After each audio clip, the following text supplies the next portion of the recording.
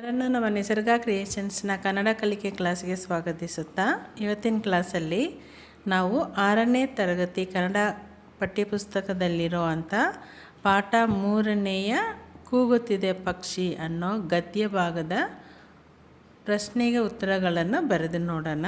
ಅದು ಆ ಭಾಗದಲ್ಲಿರೋ ಅಂಥ ಈ ಕೆಳಗಿನ ಪ್ರಶ್ನೆಗಳಿಗೆ ಒಂದೊಂದು ವಾಕ್ಯದಲ್ಲಿ ಉತ್ತರಿಸಿ ಅಂತ ಇದೆಯಲ್ಲ, ಅದಕ್ಕೆ ಉತ್ತರಗಳನ್ನು ಬರೆದು ನೋಡೋಣ. ಮೊದಲನೇ ಚಾಪ್ಟರ್ ಮತ್ತು ಎರಡನೇದು ಎಲ್ಲನೂ ಆಲ್ರೆಡಿ ನಾವು ನಮ್ಮ ನಿಸರ್ಗ ಕ್ರಿಯೇಷನ್ಸಲ್ಲಿ ಕೊಟ್ಟಿದ್ದೀವಿ. ಅದನ್ನು ಅವಶ್ಯಕತೆ ಇರೋರು ಹೋಗಿ ನೋಡಿಕೊಂಡು ಅದನ್ನು ಕಲಿಬಹುದು. ಈಗ 3ನೇ ಚಾಪ್ಟರ್ ಕೂಗುತ್ತಿದೆ ಪಕ್ಷಿ ಅನ್ನೋ ಗದ್ಯ ಭಾಗಕ್ಕೆ ಒಂದೊಂದು ವಾಕ್ಯದಲ್ಲಿ ಉತ್ತರಿಸಿ ಅನ್ನೋ ಅಂಥ ಆ ಭಾಗದ ಪ್ರಶ್ನೆಗಳಿಗೆ ಉತ್ತರವನ್ನು ಬರೆಯೋಣ. ಅದರಲ್ಲಿ ಮೊದಲನೇ ಕ್ವಶನ್ನ ಅಂದರೆ ಮೊದಲನೇ ಪ್ರಶ್ನೆ, ನಾರದ ಗಡ್ಡೆ ಎಲ್ಲಿದೆ ಅಂತ. ಅದಕ್ಕೆ ಉತ್ತರ ನಾಕಿಲಿನ. ಆ ಪ್ರಶ್ನೆಯಲ್ಲಿ ಇರೋದನ್ನೇ ನಾವು ಕೆಲವೊಂದು ಪದಗಳನ್ನು ಹಾಗೇ ಬರೀಬೇಕಾಗುತ್ತೆ. ನಾರದ ಗಡ್ಡೆ, ಡಾಗೆ ಏತ್ವ ಕೊಟ್ಟು ಮತ್ತು ಡಾ ಒತ್ತಕ್ಷರ ಕೊಟ್ಟರೆ ನಾರದ ಗಡ್ಡೆ ಅಂತಾಗುತ್ತೆ. ರಾಕಿಲಿ ರಾಯ ಚ ಕೊಂಬಕಿಲಿ ಚೂ ರೀ ನ ರಾಯಚೂರಿನ. ಸ ಮಾ ಗುಡಿಸುಂದೀರ್ಘ ಮೀ ಪ ಸಮೀಪ. ದ ಲಾ ಗುಡಿಸು ಲೀಗೆ ಲಾವತ್ತು ಲೀ ಆಗುತ್ತೆ, ದಾಗೆ ಏತ್ವ. ನಾರದ ಗಡ್ಡೆ ರಾಯಚೂರಿನ ಸಮೀಪದಲ್ಲಿದೆ ಅಂತ ಸುಲಭವಾಗಿ ಒಂದು ಉತ್ತರವನ್ನು ಬರೆಯಬಹುದು. ಅನಂತರ ಪಕ್ಷಿ ಕೂಗುತ್ತಿದ್ದ ಬೋಳು ಮರ ಯಾವ ರೀತಿ ಇತ್ತು ಅಂತ ಇದೆ. ಅದಕ್ಕೆ ಇದನ್ನು ಹಾಗೆ ಬರೀಬೋದು. ಪಕ್ಷಿ ಕೂಗುತ್ತಿದ್ದ ಬೋಳು ಮರ ಅಲ್ಲಿನ ತನಕ ಹಾಗೆ ಬರೀಬೋದು. ಅನಂತರ ಎಲೆ ಹೂಗಳು, ಹಾ ಕೊಂಬಕಿಲಿ ಹೂ, ಲಾ ಕೊಂಬು ಳು ಎಲೆ ಹೂಗಳು. ಕಾಕಿಲಿ ಯಾ ಗುಡಿಸು ಈ ಕಾಯಿ. ಹಾ ನಾಗೆ ಕೊಂಬು ಕೊಟ್ಟು ಮತ್ತು ನಾಗೆ ಒತ್ತಕ್ಷರ ಕೊಡಬೇಕು, ಹಣ್ಣು ಆಗುತ್ತೆ. ಲಾ ಗುಡಿಸು ಉಳ್ಳಿ ಮತ್ತು ಲಾ ಬರೆದು ಅದಕ್ಕೆ ಲಾವತ್ತು, ದಾಗೆ ಏತ್ವ. ಹಣ್ಣುಗಳಿಲ್ಲದೆ ಟಾ ಏತ್ವ ಕೊಂಬಕಿಲಿ ಟೋ ಆಗುತ್ತೆ, ಒಂದು ಸೊನ್ನೆ ಟೋಂಗ್ ಗೆ ಳೆ. ಟೊಂಗೆಗಳೆಲ್ಲ ವಾಕೊಂಬು ವು. ಟೊಂಗೆಗಳೆಲ್ಲವೂ ಒಣಗಿ ಎಲೆ ಹೂಗಳು ಕಾಯಿ ಹಣ್ಣುಗಳಿಲ್ಲದೆ ಟೊಂಗೆಗಳೆಲ್ಲವೂ ಒಣಗಿ ಮರ ಬೀಳುವ ಬಾಕೊಂಬು ಲಾಕೊಂಬು ಳುವ ಬೀಳುವ ಸ್ಥಿತಿಯಲ್ಲಿತ್ತು. ಸಾಗುಡಿಸು ಸಿಗೆ ಎರಡನೇ ತಾ ಮತ್ತು ತಿ, ತಾಗುಡಿಸು ತಿ ಸ್ಥಿತಿ. ಯಾ ಲಾಗುಡಿಸು ಲೀಗೆ ಲಾವತ್ತು ಲೀ ಬರೆದು ತಾಕೊಂಬತ್ತು ಅದಕ್ಕೆ ತಾವತ್ತು ಸ್ಥಿತಿಯಲ್ಲಿತ್ತು ಅಂತ. ಎಲೆ ಹೂಗಳು ಕಾಯಿ ಹಣ್ಣುಗಳಿಲ್ಲದೆ ಟೊಂಗೆಗಳೆಲ್ಲವೂ ಒಣಗಿ ಮರ ಬೀಳುವ ಸ್ಥಿತಿಯಲ್ಲಿತ್ತು ಅಂತ ಒಂದು ಉತ್ತರವನ್ನು ಬರ್ಕೊಳ್ಳೋಣ. ನೆಕ್ಸ್ಟ್ 3ನೇದು, ಮಕ್ಕಳು ಮಾಡಿದ ಸತ್ಕಾರ್ಯವನ್ನು ಪಕ್ಷಿಗಳು ಹೇಗೆ ಮೆಚ್ಚಿಕೊಂಡವು ಅಂತ ಇದೆ. ಅದಕ್ಕೆ ಉತ್ತರ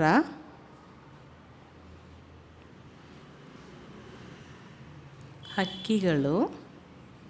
ಹಾ ಕಾಗುಡಿಸು ಕೀಗೆ ಕಾವತ್ತು ಹಕ್ಕಿಗಳು. ಹಕ್ಕಿಗಳು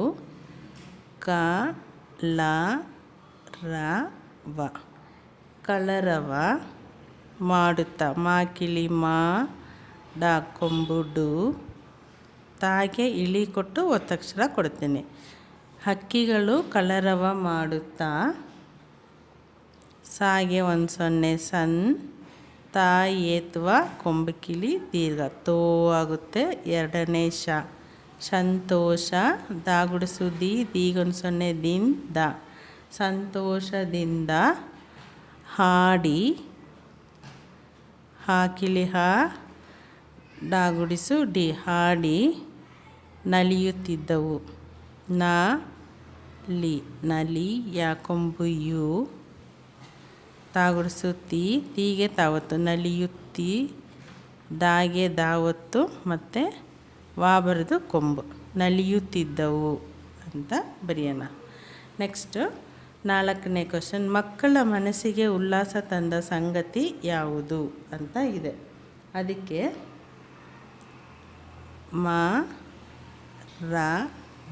ಮರದ ಸಾ ಏತ್ವ ಕೊಂಬುಕಿಲಿ ಸೋ ಬಾ ಗಾ ಕೊಂಬು ಗು ಮರದ ಸೊಬಗು ಮತ್ತು ಮಾ ತಾಕೊಂಬು ತು ಅದಕ್ಕೆ ತಾವತ್ತು ಮತ್ತು ಹಕ್ಕಿಗಳ ಕಾಗುಡಿಸು ಕೀಗೆ ಕಾವತ್ತು ಹಕ್ಕಿಗಳ ಹಾಕಿಲಿ ಹಾಡು ಮಕ್ಕಳ ಕಾಗೆ ಕಾ ಮತ್ತು ಮಕ್ಕಳ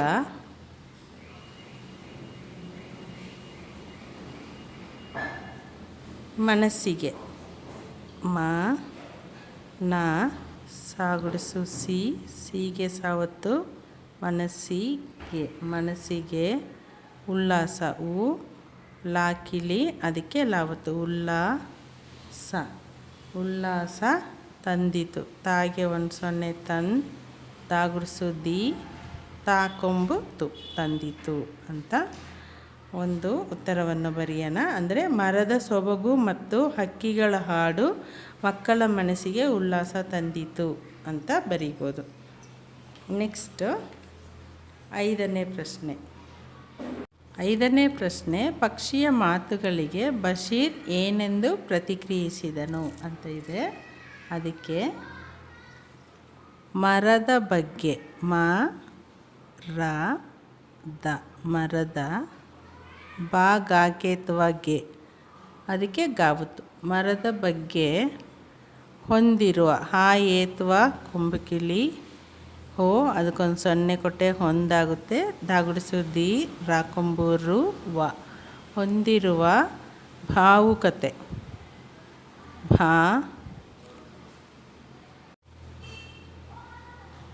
ಬಾಕಿಲಿ 4ನೇ ಬಾಕಿಲಿ ಅಥವಾ ಬಾದೀರ್ಘ ಅಂತ ಹೇಳ್ಬೋದು. ಕೊಂಬುವು ತಾಗೆ ಏತ್ವ ಮರದ ಬಗ್ಗೆ ಹೊಂದಿರುವ ಭಾವುಕತೆ.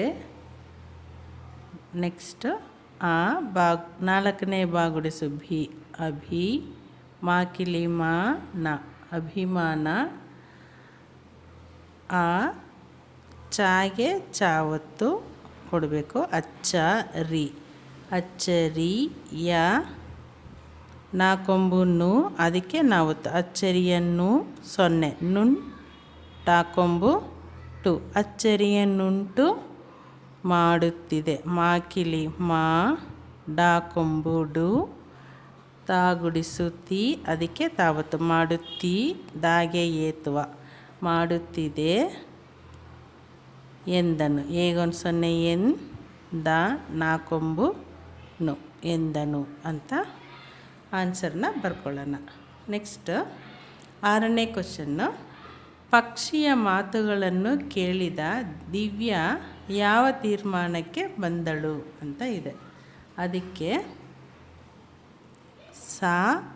ಮತ್ತು ಬರೆದು ಅದಕ್ಕೆ ಯಾವತ್ತು ಸಸ್ಯ ಏತ್ವ ಕೊಟ್ಟು ಇಲ್ಲಿ ಕೆಳಗಡೆ ಹಿಂಗೆ ಬರೆದ್ರೆ ವೈ ಆಗುತ್ತೆ. 4ನೇ ದಾಗೆ ಯಾವತ್ತು ವೈದ್ಯ ನಾಕೊಂಬು ಅದಕ್ಕೆ ನಾವತ್ತು ಸಸ್ಯ ವೈದ್ಯರನ್ನು ಕಾಗೆ ಒಂದು ಸೊನ್ನೆ ಡಾಕೊಂಬು ಕಂಡು ಸಸ್ಯ ವೈದ್ಯರನ್ನು ಕಂಡು ಕಾಗೆ ಏತ್ವ ಅದಕ್ಕೆ ಒತ್ತಕ್ಷರ ಮರಕ್ಕೆ ಸಾ ಕೊಂಬುಕಿಲಿ ಸು ಕಾಗೆ ತಾವತ್ತು ಸೂಕ್ತ ಅಂತ ಆಗುತ್ತೆ. ಸೂಕ್ತ ಚಾ ಗುಡಿಸು ಸಾ ಕೊಂಬುಕಿಲಿ ಸು ಕಾಗೆ ತಾವತ್ತು ಸೂಕ್ತ. ಚಾ ಗುಡಿಸು ಚಿ ಆಗುತ್ತೆ, ಕಾ ಗುಡಿಸು ಕಿ, ಅನಂತರ ಸೆ ಅಂತ ಬರುತ್ತೆ. ಅದಕ್ಕೆ ತಾಗೆ ಏತ್ವ ಕೊಟ್ಬಿಟ್ಟು ಕೆಳಗಡೆ ಸಾವತ್ತು ಕೊಡಬೇಕು. ಚಿಕಿತ್ಸೆ ಅಂದರೆ ಈ ತಾ ಇರೋದು ವ್ಯಂಜನ ಅರ್ಧ ಆಗುತ್ತೆ, ಇತ್ ಆಗುತ್ತೆ. ಸ್ವರ ಎ ಇದೆ ಅಲ್ಲ, ಅದು ಕೆಳಗಡೆ ಇರೋವಂಥ ಸಾ ಒತ್ತಕ್ಷರಕ್ಕೆ ಸೇರುತ್ತೆ.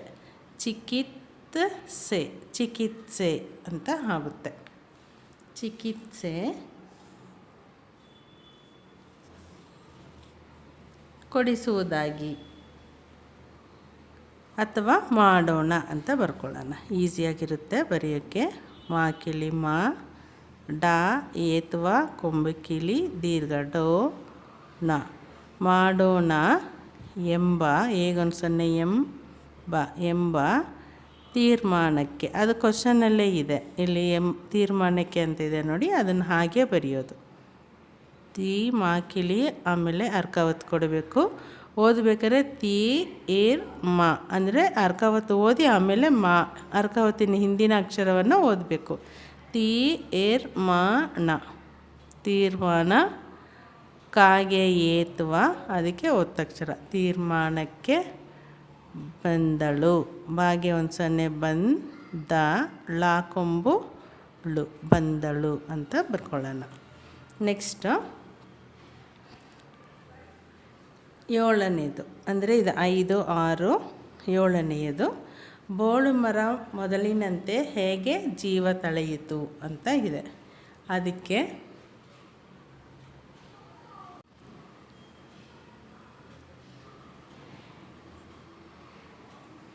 ಚಿಕಿತ್ಸಾ ನಂತರ ಚಾಗುಡಿಸು ಚಿ, ಕಾಗುಡಿಸು ಕಿ, ತಾಗೆ ಏತ್ವ ತಾಗೆ ಇಳಿ ಕೊಟ್ಟು ಸಾವತ್ತು ಕೊಡ್ತೇನೆ. ಚಿಕಿತ್ಸಾ ನಂತರ ನಾಗೆ ಒಂದು ಸೊನ್ನೆ ನಂತರ, ಚಿಕಿತ್ಸಾ ನಂತರ ಮಳೆಯಿಂದ ಮಾ ಳಾಗೆ ಏತ್ವ ಮಳೆ, ಯಾಗುಡಿಸು ಈಗೆ ಒಂದು ಸೊನ್ನೆ ಇಂದ ಮಳೆಯಿಂದ ಎಲೆ, ಚಿಗುರು, ಚಾಗುಡಿಸು ಚಿ, ಗಾಕೊಂಬು ಗು, ರಾಕೊಂಬು ರು, ಚಿಗುರು, ಮತ್ತು ಹೂ,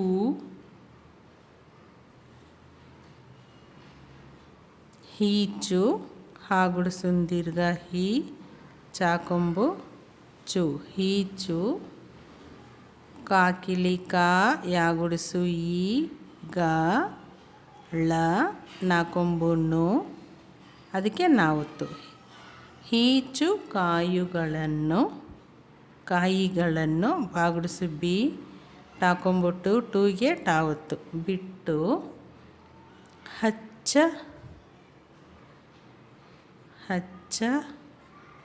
ಹಸಿರಾಗಿ ಹಾ ಸಾಗುಡಿಸು ಸಿ, ರಾಕಿಲಿ ರಾ, ಗಾಗುಡಿಸು ಗಿ, ಹಚ್ಚ ಹಸಿರಾಗಿ ಕಂಗೊಳಿಸುತ್ತಿತ್ತು ಅಂತ ಬರೆಯೋಣ. ಕಾಯಿಗೊಂದು ಸೊನ್ನೆ ಗಾ ಏತ್ವ ಕೊಂಬುಕಿಲಿ ಗೋ ಳಿ, ಇಲ್ಲಿ ಜಾಗ ಸಾಲ್ತಾ ಇಲ್ಲ, ನಾನಿಲ್ಲಿ ಬರೀತೀನಿ. ಸಾಕೊಂಬು ಸು, ತಾಗುಡಿಸು ತೀಗೆ ತಾವತ್ತು ತೀ, ಮತ್ತು ತಾ ಬರೆದು ಕೊಂಬು ಕೊಡಬೇಕು, ತೂ ಆಗುತ್ತೆ ಅದಕ್ಕೆ ತಾವತ್ತು. ಚಿಕಿತ್ಸಾ ನಂತರ ಮಳೆಯಿಂದ ಎಲೆ, ಚಿಗುರು, ಹೂ, ಹೀಚು ಕಾಯುಗಳನ್ನು ಬಿಟ್ಟು ಹಚ್ಚ ಹಸಿರಾಗಿ ಕಂಗೊಳಿಸುತ್ತಿತ್ತು ಅಂತ ಬರೀಬೋದು. ನೆಕ್ಸ್ಟ್ ಪಕ್ಷಿಗಳು ಯಾವುದನ್ನು ಮೆಚ್ಚಿ ಹಾಡು ಹಾಡಿದವು ಅಂತ ಇದೆ. 8ನೇ ಪ್ರಶ್ನೆ. ಅದಕ್ಕೆ ಪಕ್ಷಿಗಳು ಪಾ, ಕಾಗುಡಿಸು ಕಿ ಅದಕ್ಕೆ ಕ್ಷಾವತ್ತು, ಮತ್ತು ಗ ಳಾಕೊಂಬು ಳು. ಪಕ್ಷಿಗಳು ಮಕ್ಕಳು ಮಾ,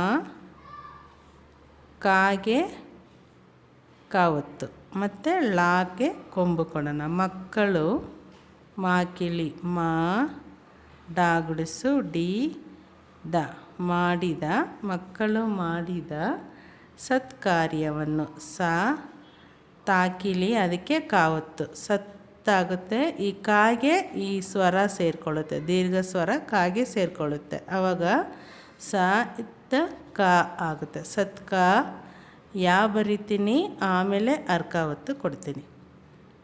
ಸತ್ಕಾರ್ಯ ಸತ್ಕಾರ್ಯ ವ ನಾಕೊಂಬು ನೂಗೆ ನಾವತ್ತು. ಸತ್ಕಾರ್ಯವನ್ನು ಬೇಕಾದರೆ ನಾವು ಬ್ರ್ಯಾಕೆಟಲ್ಲಿ ಚಿಕಿತ್ಸೆ ಮರದ ಚಿಕಿತ್ಸೆಯನ್ನು ಅಂತಲೂ ಬರೀಬೋದು. ಸತ್ಕಾರ್ಯವನ್ನು ಮೆಚ್ಚಿ ಮಾ ಏತ್ವ ಚಾಗುಡಿಸು ಚೀಗೆ ಚಾವತ್ತು ಮೆಚ್ಚಿ ಹಾಡಿದವು. ಹಾಕಿಲಿ ಹಾ ಡಾಗುಡಿಸು ಡಿ ದ ವಾಕೊಂಬು ಹಾಡಿದವು ಅಂತ ಇದೆ. ಈಗ ಇದೆಲ್ಲ ಒಂದು ಸರಿ ಹೇಳ್ಬಿಡೋಣ. ನಾರದಗಡ್ಡೆ ಎಲ್ಲಿದೆ? ನಾರದಗಡ್ಡೆ ರಾಯಚೂರಿನ ಸಮೀಪದಲ್ಲಿದೆ ಅಂತ. ಪಕ್ಷಿ ಕೂಗುತ್ತಿದ್ದ ಬೋಳುಮರ ಯಾವ ರೀತಿ ಇತ್ತು? ಅದಕ್ಕೆ ಉತ್ತರ ಎಲೆ, ಹೂಗಳು, ಕಾಯಿ, ಹಣ್ಣುಗಳಿಲ್ಲದೆ ಟೊಂಗೆಗಳೆಲ್ಲವೂ ಒಣಗಿ ಮರ ಬೀಳುವ ಸ್ಥಿತಿಯಲ್ಲಿತ್ತು ಅಂತ. ಮೂರನೇದು, ಮಕ್ಕಳು ಮಾಡಿದ ಸತ್ಕಾರ್ಯವನ್ನು ಪಕ್ಷಿಗಳು ಹೇಗೆ ಮೆಚ್ಚಿಕೊಂಡವು ಅಂತ. ಅದಕ್ಕೆ ಹಕ್ಕಿಗಳು ಕಲರವ ಮಾಡುತ್ತಾ ಸಂತೋಷದಿಂದ ಹಾಡಿ ನಲಿಯುತ್ತಿದ್ದವು ಅಂತ ಬರ್ಕೊಳ್ಳೋಣ. ನೆಕ್ಸ್ಟ್ 4ನೇದು, ಮಕ್ಕಳ ಮನಸ್ಸಿಗೆ ಉಲ್ಲಾಸ ತಂದ ಸಂಗತಿ ಯಾವುದು ಅಂತ ಇದೆ. ಮರದ ಸೊಬಗು ಮತ್ತು ಹಕ್ಕಿಗಳ ಹಾಡು ಮಕ್ಕಳ ಮನಸ್ಸಿಗೆ ಉಲ್ಲಾಸ ತಂದಿತು ಅಂತ ಬರೆಯಬಹುದು. ನೆಕ್ಸ್ಟ್, ಪಕ್ಷಿಯ ಮಾತುಗಳಿಗೆ ಬಶೀರ್ ಏನೆಂದು ಪ್ರತಿಕ್ರಿಯಿಸಿದನು ಅಂತ ಇದೆ. ಅದಕ್ಕೆ ಮರದ ಬಗ್ಗೆ ಹೊಂದಿರುವ ಭಾವುಕತೆ, ಅಭಿಮಾನ ಅಚ್ಚರಿಯನ್ನುಂಟು ಮಾಡುತ್ತಿದೆ ಎಂದನು ಅಂತ ಬರೀಬೋದು. ನೆಕ್ಸ್ಟ್, ಪಕ್ಷಿಯ ಮಾತುಗಳನ್ನು ಕೇಳಿದ ದಿವ್ಯ ಯಾವ ತೀರ್ಮಾನಕ್ಕೆ ಬಂದಳು ಅಂತ ಇದೆ. ಸಸ್ಯ ವೈದ್ಯರನ್ನು ಕಂಡು ಮರಕ್ಕೆ ಸೂಕ್ತ ಚಿಕಿತ್ಸೆ ಮಾಡೋಣ ಎಂಬ ತೀರ್ಮಾನಕ್ಕೆ ಬಂದಳು ಅಂತ ಬರೀಬೋದು. ನೆಕ್ಸ್ಟ್, ಬೋಳು ಮರ ಮೊದಲಿನಂತೆ ಹೇಗೆ ಜೀವ ತಳೆಯಿತು ಅಂತ ಇದೆ. ಅದಕ್ಕೆ ಉತ್ತರ ಚಿಕಿತ್ಸಾ ನಂತರ ಮಳೆಯಿಂದ ಎಲೆ, ಚಿಗುರು, ಹೂ, ಈಚು ಕಾಯಿಗಳನ್ನು ಬಿಟ್ಟು ಹಚ್ಚ ಹಸಿರಾಗಿ ಕಂಗೊಳಿಸುತ್ತಿತ್ತು ಅಂತ ಬರಿಬೋದು. ನೆಕ್ಸ್ಟ್, ಪಕ್ಷಿಗಳು ಯಾವುದನ್ನು ಮೆಚ್ಚಿ ಹಾಡು ಹಾಡಿದವು ಅಂತ ಇದೆ. ಅದಕ್ಕೆ ಉತ್ತರ ಪಕ್ಷಿಗಳು ಮಕ್ಕಳು ಮಾಡಿದ ಸತ್ಕಾರ್ಯವನ್ನು ಮೆಚ್ಚಿ ಹಾಡಿದವು ಅಂತ ಬರೆದಿದ್ದೀವಿ. ಇದಿಷ್ಟು ನಾನು ಒಂದು ಸರಿ ಚೆನ್ನಾಗಿ ಓದಿ ಪ್ರಾಕ್ಟೀಸ್ ಮಾಡ್ಕೊಳ್ಳಿ.